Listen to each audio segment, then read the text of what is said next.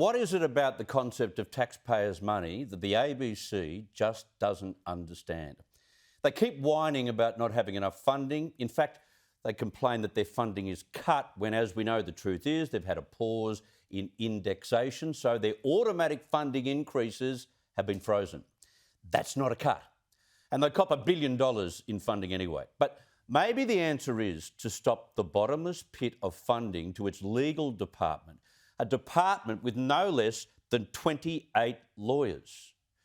We know that they threw $780,000 of your money to defend its defamation case against former Attorney General Christian Porter. Let me repeat that, $780,000. And OK, the reputation of its current affairs department might be worth spending something near that, but not that. But when a reporter uses his or her personal social media account to offer cutting public commentary about an MP, isn't that staff member on their own if legal action ensues? I know here at Sky News, anything I said on Twitter which attracted legal action would see me on my Pat Malone. I wouldn't have a battery of lawyers come to my rescue to challenge the writ, nor pay for it, and rightly so. But after Four Corners reporter Louise Milligan published a series of tweets about Liberal MP Andrew Laming, he launched defo action against her. And the ABC has decided to fund her defence. Sorry? Why would you do that? Where does this bottomless pit come from? Where's the framework in place that says personal tweets will be defended by the corporation? Will they defend any action staff face from their neighbours as well?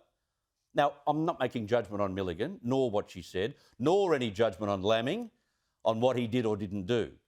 As Sophie Ellsworth wrote in The Australian today, the decision to fund Milligan's legal defence comes despite the ABC's managing director, David Anderson, stating at Senate estimates in May, we are not editorially responsible for what our staff do on their personal social media.